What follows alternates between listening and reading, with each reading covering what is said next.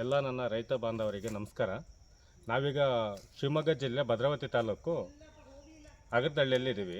ಅಗರದಳ್ಳಿಯಲ್ಲಿ ನೋಡ್ತಾ ಇದ್ದೀವಿ. ಇಲ್ಲಿ ನಾವು ಸುಮಾರು ಈಗ 5 ತಿಂಗಳ ಕೆಳಗಡೆ ನಾವು ಸಾವಯವ ಗೊಬ್ಬರ ಮತ್ತು ಬೇವಿನ ಪುಡಿಯನ್ನು ಕೊಟ್ಟಿದ್ವಿ.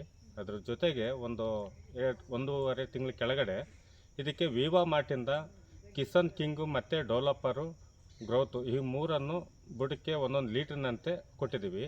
ಈಗ ನೋಡ್ಬೋದು ಈ ತೋಟದಲ್ಲಿ ಯಾವ ಥರ ಇಂಪ್ಲಿಮೆಂಟ್ ಆಗಿದೆ ಏನು ಅಂತೇಳಿ ನಿಮಗೆ ತೋರಿಸ್ತಾ ಹೋಗ್ತೀವಿ. ಒಂದು ಲಾಸ್ಟ್ ಟೈಮ್ಗೂ ಈ ಟೈಮ್ಗೂ ಗ್ರೋತ್ನೆಸ್ಸು ತುಂಬ ಕಾಣಿಸ್ತಾ ಇದೆ.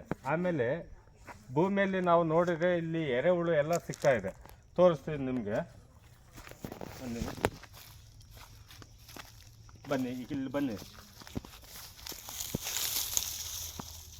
ಕೆಳಗಡೆ ಇದು ನೋಡಿ ಸರ್, ಇದೆಲ್ಲ ಏನಿದೆ ಎರೆಹುಳು ಮಣ್ಣನ್ನು ತಿಂದು ಬಿಟ್ಟಾಗ ಈ ಥರ ಆಗುತ್ತೆ. ಮೇಲೆ ಬಂದು ಹೋಗುತ್ತೆ ಎರೆಹುಳು ಬಂದಾಗ ಈ ಥರ ಆಗುತ್ತೆ. ಇಲ್ಲೆಲ್ಲ ಇದೆ ನೋಡಿ, ಇದೆಲ್ಲ ಎರೆಹುಳು ಇದು ಮಾಡಿರ್ತಕ್ಕಂಥದ್ದು. ಇಲ್ಲಿ ಮೇಲ್ಗಡೆ ಗರಿ ಹಾಗೆ ಹಾಕ್ಸಿದ್ವಿ, ಈ ಗರಿ ಸಮೇತ ತಿಂದಾಕಿದೆ ನೋಡಿ. ಮಣ್ಣು ಯಾವ ಥರ ಜೈವಿಕ ಗೊಬ್ಬರ ಆಗಿದೆ ಅನ್ನೋದಕ್ಕೆ ನಿಮಗೆ ಕಾಣ್ತಾ ಇದೆ. ಆಮೇಲೆ ನಿಮಗೆ ಎರೆಹುಳು ಸಮೇತ ತೆಗೆದುಬಿಟ್ಟು ತೋರಿಸ್ತಾ ಇದ್ದೀನಿ. ನಿಮಿಷ ಅದು ಕಟ್ ಮಾಡಿ ಲೈನ್ ಆಗಿರಲಿ. ಹಾಂ,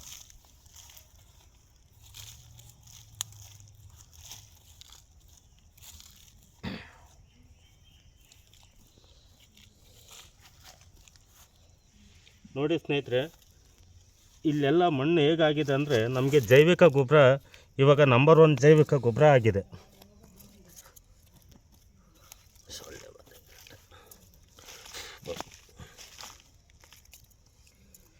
ಕಾಣ್ತಾ ಇಲ್ಲ ಆ ಕಡೆ.